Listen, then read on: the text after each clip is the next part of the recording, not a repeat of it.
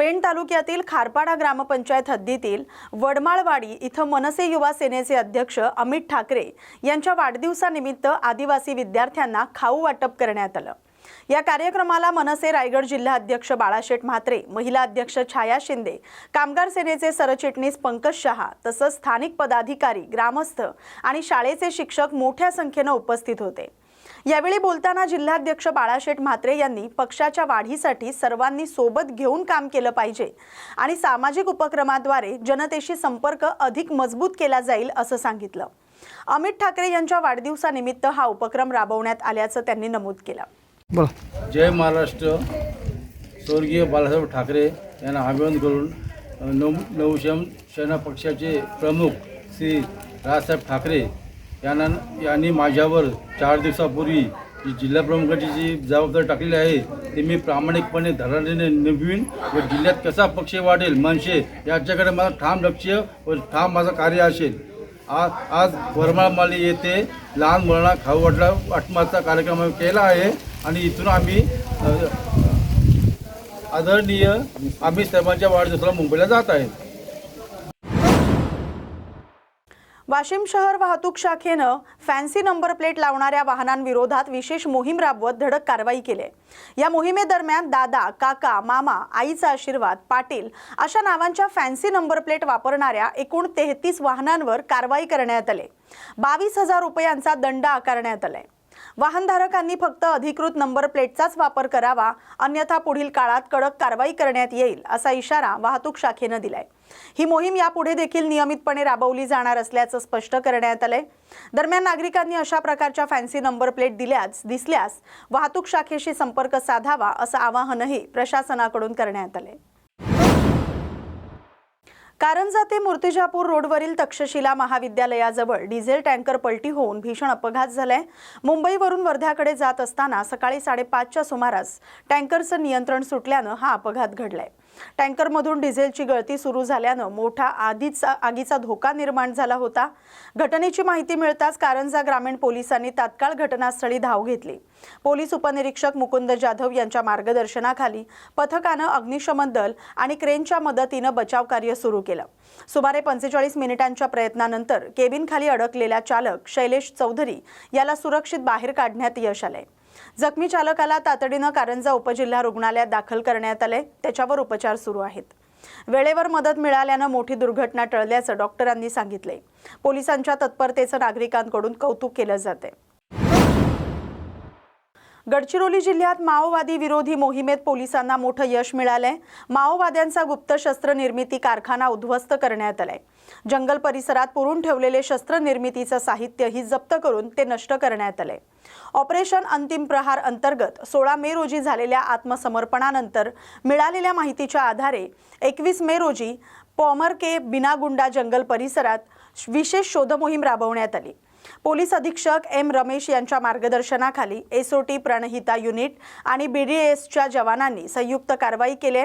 22 मे रोजी करण्यात आलेल्या सर्च ऑपरेशनमध्ये जमिनीत लपवून ठेवलेले लेथ मशीन, जनरेटर, इन्व्हर्टर, बॅटऱ्या, ड्रिलिंग आणि grinding machine, solar panel, pressure pump आणि इतर शस्त्र निर्मिती साहित्य जप्त करण्यात आले। हे साहित्य सुरक्षा दलांवर घातपातासाठी वापरलं जात असल्याची माहिती पोलिसांनी दिली आहे। घटनास्थळीच ते नष्ट करण्यात आले। या कारवाईमुळे माओवाद संपवण्याच्या दिशेनं मोठं यश मिळाल्याचं पोलीस अधीक्षकांनी सांगितले। उमरखेड तालुक्यातील सुकळी जहागीर इथं गोरक्षक गजानन सुरोशे यांचा मृत्यू झाल्याची घटना घडली। गोवंश वाहतूक करणाऱ्या टेम्पोचा पाठलाग करत असताना ही घटना घडल्याची प्राथमिक माहिती मिळाली। सदर प्रकरणातील गोवंश वाहतूक करणारा टेम्पो सीसीटीव्ही कॅमेऱ्यात कैद झाल्याचं समोर आले। या घटनेनंतर परिसरात तणावाचं वातावरण निर्माण झाले। पोलीस अधीक्षक कुमार चिंधा, उपविभागीय पोलीस अधिकारी तसंच उमरखेड पोलीस ठाण्याचे अधिकारी या प्रकरणाचा पुढील तपास करत आहेत। पुढील कार्यवाही सुरू असल्याची माहिती पोलिसांकडून देण्यात आली। दरम्यान मृत गोरक्षकाच्या नातेवाईक, मित्रमंडळी आणि ग्रामस्थांनी उमरखेड पोलीस ठाण्यात ठिय्या आंदोलन करत दोषींवर कठोर कारवाई करण्याची मागणी केली। महाड तालुक्यातील किए ग्रुप ग्रामपंचायतीच्या सरपंचपदी वैशाली सुनील मालुसरे यांची बिनविरोध निवड करण्यात आली। तत्कालीन सरपंच नंदा विष्णू गोगावले यांनी राजीनामा दिल्यानंतर रिक्त झालेल्या पदासाठी ही निवड प्रक्रिया पार पडली। वैशाली मालुसरे यांच्या निवडीमुळे परिसरात आनंदाचं वातावरण निर्माण झाले। ग्रामस्थांनी एकमुखाने त्यांना पाठिंबा दिलाय। त्यांच्या नेतृत्वाखाली गावच्या सर्वांगीण विकासाला गती मिळेल असा विश्वास व्यक्त करण्यात येतोय। यावेळी विविध पदाधिकारी, माजी सरपंच, ग्रामपंचायत सदस्य आणि ग्रामस्थ मोठ्या संख्येने उपस्थित होते। नवनिर्वाचित सरपंचांनी पदभार स्वीकारत गावच्या विकासासाठी कटिबद्ध असल्याचं सांगितलं। परभणी शहरातील रेल्वे स्टेशन समोरील पार्किंग परिसरात सुरू असलेल्या रस्ते कामाच्या दर्जावर स्थानिक नागरिक आणि प्रवाशांनी आक्षेप घेतलाय। कोणतेही योग्य खोदकाम न करता तसंच तांत्रिक निकषांचं पालन न करता काम केल्याचा आरोप नागरिकांकडून करण्यात येतोय। कामासाठी वापरलं जाणारं साहित्य निकृष्ट दर्जाचं असल्यानं हा रस्ता काही दिवसही टिकणार नाही अशी भीती व्यक्त केली जाते। लाखो रुपयांचा निधी खर्च होऊनही कंत्राटदाराच्या मनमानीमुळे कामाचा दर्जा घसरल्याचा आरोप करण्यात आलाय। रेल्वे स्टेशन परिसरात 24 तास प्रवाशांची वर्दळ असल्यानं या ठिकाणी होत असलेल्या कामाची उच्चस्तरीय चौकशी करून दोषी कंत्राटदारावर कारवाई करावी तसंच दर्जेदार काम करण्यात यावं अशी मागणी नागरिकांकडून करण्यात होते। वाशी हायवे ब्रिजवर चढताना रॉंग साइड परिसरात एका ट्रॅव्हल्स बसला अचानक आग लागल्याची घटना घडली। घटनेनंतर परिसरात काही काळ गोंधळाचं वातावरण निर्माण झालं होतं। सुदैवानं या आगीत कोणतीही जीवितहानी झाली नाही। सर्व प्रवासी सुरक्षित असल्याची माहिती मिळते। आगीचं नेमकं कारण अद्याप समोर आलेलं नाही। मात्र घटनेची माहिती मिळताच अग्निशमन दलाचं पथक तातडीनं घटनास्थळी दाखल झालं। आग विझवण्यात यश आले। कॉकरोच पक्षाच्या सोशल मीडियावरील वाढत्या फॉलोअर्सची सर्वत्र चर्चा होत असताना याबाबत बोलताना शिवसेना खासदार नरेश म्हस्के यांनी नाव न घेता कार्यकर्त्यांना प्रश्न विचारलाय।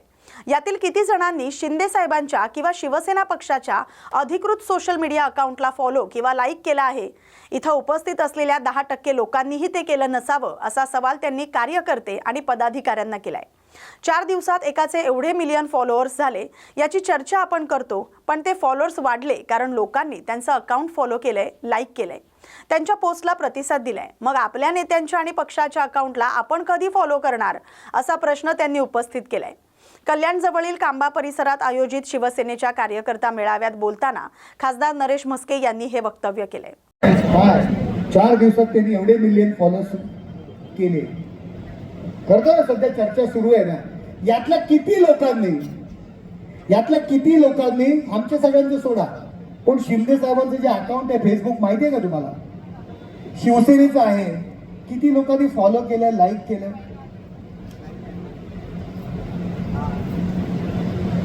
म्हणजे यातले 10% लोकांनी पण फॉलो नाही केलं, लाईक नाही केलं। आपण त्याची चर्चा करतो। अरे पण त्याचे वाढले कसे?